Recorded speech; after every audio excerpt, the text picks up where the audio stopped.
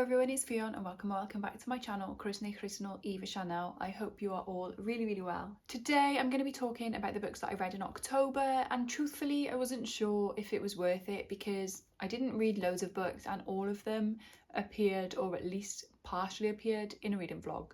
So it kind of feels a little bit redundant, but I've decided I'm going to go ahead with it anyway, but just keep it brief. So the month actually started off with a DNF, and that was Binding 13 by Chloe Walsh. I'm sorry. The thing is about Binding 13, people who love it really don't like it when people don't like it, and so I actually tried to DNF it a few times and people were going, no, you have to keep trying with it, please, you just need to get through the first bit into the like real love story when they start actually falling for each other. But it just wasn't for me, and I knew it wasn't going to be for me before I started it, but I wanted to give it a go just in case. But yeah, I think I got about 100 pages in, and then at one point my library hold ended and I just wasn't upset about it. I just gave it back. So yeah, that was the first book. Here's the thing, I'm sure Ellen Catherine spoke about the fact that they really go on about how tiny the main character, I think her name is Shannon, is, and like, I'm just so tiny and whatever. So I knew it was coming, I was prepared, but it was still like a blow. Like, it was ridiculous how many times that came up, and like the way she said it as well, like, I was ridiculously tiny for my age, 3 times in the first 17 pages. Haven't you got anything more interesting to say about yourself? Which, okay, that's probably the wrong thing to say because this girl has been through a lot. She's got a lot going on, and I totally appreciate that. But I don't know, I know this writing and this plotline would work so well for so many people, as it clearly does, but not for me, and that's fine. I really didn't like the way that the main male characters spoke about women and girls. It just wasn't nice. It was very disrespectful, and I have seen on Storygraph people have said that there's a lot of character development, so I'm guessing Johnny, the main character, his approach to women and girls changes quite a lot throughout the book, especially as he falls in love and then he realises that he's got to be kinder to girls. But to begin with, his outlook, just not for me. And then student teacher sharing intimate relationships, no, that was an absolute for me. And people have, someone even said to me, she's not his teacher, she's the receptionist. No, she's in a position of power working at his school where he's a student. That's not okay. That is not okay. Someone did in fact give me a spoiler about that little scenario, so I kind of know what you find out later about that, and it's not as bad, but it's still bad, okay? I don't need to be reading about stuff like that. I am happy for everyone that they love it, but that book's not for me, and that's okay. So then I moved on to No One Saw a Thing by Andrea Mara. So I was actually filming a reading thrillers vlog, which should be my next video out after this one, and this was the second book I read in that because the first one I read at the start of September. This book was okay. The final 40 to 60 probably pages I really liked of this book. It got really exciting, it was really fast paced, it was like, I was reading it like, whoa, oh my god. But that was lacking for the majority of the book. It was quite slow to begin with, and a lot of carrot dangling about stuff that you find out, like, you know, in a thriller when they like leave you on cliffhangers, mini cliffhangers at the end of the chapters, but it was just happening every time, and I was like, can you just tell us please? And I found that a bit annoying. But I did end up giving this 4 stars. I don't remember anything about it now, so it was one of those books that's 4 stars at the time and then you just move on. But yeah, that's this one. I would recommend this if you're interested in thrillers, but it wasn't my favourite one I've read. And then I read Daisy Darker by Alice Feeney. I really didn't love this one. I found it dragged a lot to begin with, and then the big reveals, I actually guessed most of them. And you know, sometimes it's really fun when you predict them. It didn't feel like that. It was just like, yeah, could have told you that. Do you know what I mean? So this, oh my god, okay, should I tell you what some of these books are about? No One Saw a Thing is about a woman and her 3 children and husband, who's the kid's dad, and her and the 3 children are getting on the tube station in London, but 2 of her kids manage to get on ahead of her, and she doesn't get on onto the tube. She watches the doors close on her daughters, says to them, get off at the next stop, thinks that a man near them understands it, and then she gets on the next tube, gets off at the next stop, finds that man with her daughter, and she's like, brilliant, but where's my other daughter? And he's like, I literally have no idea what we're talking about. I only ever saw one girl. And so her child is missing. Nobody knows what's going on. The other child is not old enough to tell them what happened. Obviously, panic station. Good premise. And for the most part, it was pretty good. But it definitely got better as it went on.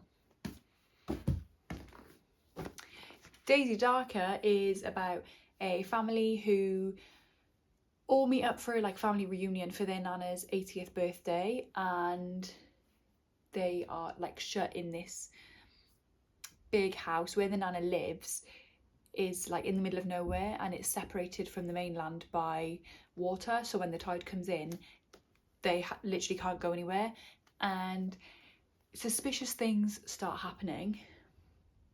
I don't want to say a spoiler, but it does say at the end of the blurb, when the tide goes back out, nothing will ever be the same again because one of them is a killer.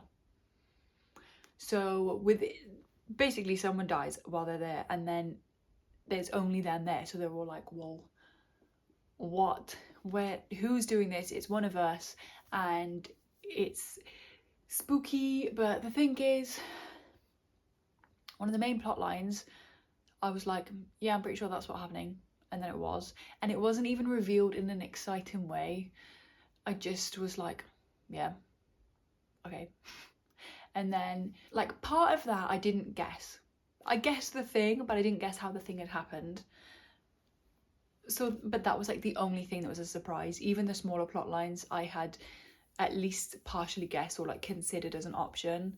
So I mean, it was fine, but I just really didn't find this one exciting. For a thriller, it wasn't thrilling for me. 3.5 stars. 4.5. I loved this one. This is The Reappearance of Rachel Price by Holly Jackson. One of the queens of YA thrillers in my eyes. So we are following Belle, who is 18, and when she was 2, her mum disappeared without a trace, and everyone has it's a well-known case. Nobody understands what happened to Rachel Price, and then so this film crew come to make a documentary about it, but midway through the filming Rachel Price reappears, so they changed the name from The Disappearance of Rachel Price to The Reappearance, and now they're trying to figure out what happened, because Belle, obviously things are not quite as they seem, otherwise it wouldn't be a thriller, right? But Belle is very suspicious, especially of Rachel. She doesn't, for one thing, she doesn't trust Rachel, because she's like, how could my mum leave me when I'm 2 years old? She doesn't even remember her because she wasn't old enough, and she's developed some issues as a result of that trauma. She finds it really hard to trust people, she has some attachment issues, so it's her and her dad against the world. It always has been, and then now loads of people are trying to stick their nose in her business, and she's like, whoa. And then this, to her, random woman appears at her house, and she's like, hi, I'm your mum. And Belle's just like, huh? She believes that she's a mum, but she's like, but who are you? I don't know anything about you. Your story doesn't make sense. You're not telling the whole truth. You're hiding stuff, and I'm going to figure it out. So she goes on to do her own personal investigation of the whole Rachel Price situation, and it's just so fun. And with this one, it was different to this, in that in this I was making predictions, and I was just like, ugh. Whereas this one I was making them, and I was like, oh my god, imagine if it's him, imagine if it's her, what if this happened? And then some of them I was right, and but it wasn't annoying that I'd guessed it. It was exciting, and the way she'd written it and revealed them was just like, I was literally reading this going, ah, no, oh my god. I thought it was so exciting. I just didn't love the romance subplot, but I think you have to expect that with Holly Jackson. If you've read the Good Girls Guide to Murder series, then it's very similar vibes, okay? But I thought it was really great, and I gave it 4.5 stars.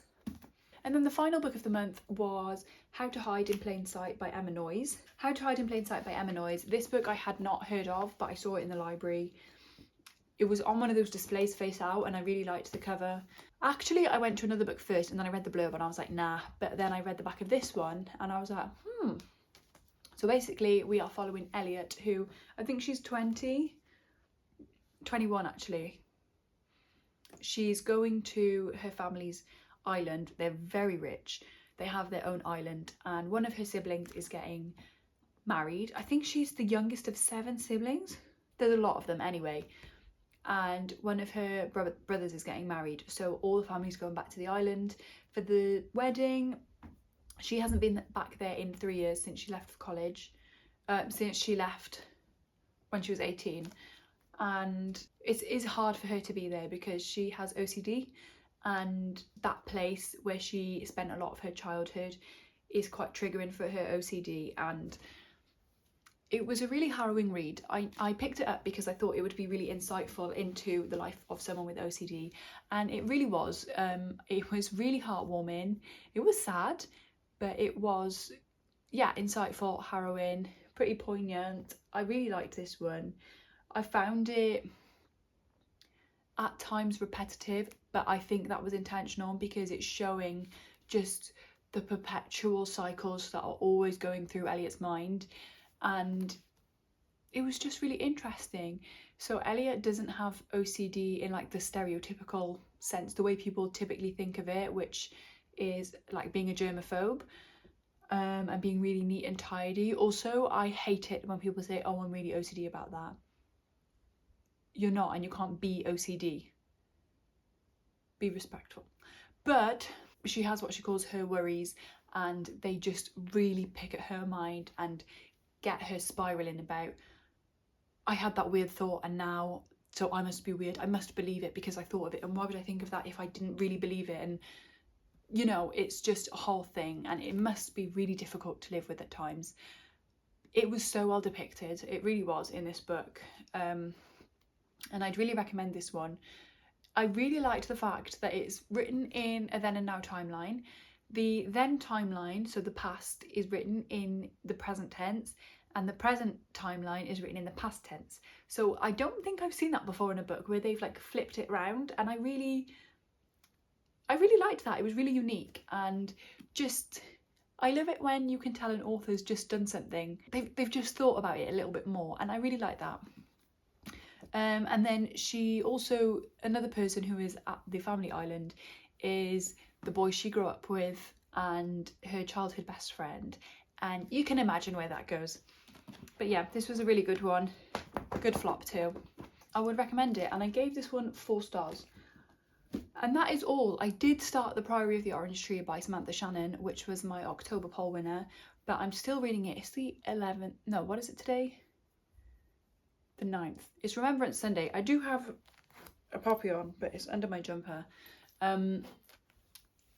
Yeah, and I only just got to halfway through that book yesterday. It is taking a long time, but I'm really enjoying it. But it's probably going to mean next month's wrap up is also not that exciting, because I don't know if I'm ever going to finish this book at this rate. I think it's going to, like, I'll do well to finish it by the end of next week. Today's Sunday. But yeah, that's where I'm at. So thank you so much for watching. I hope you enjoyed, and I will see you next time. Bye.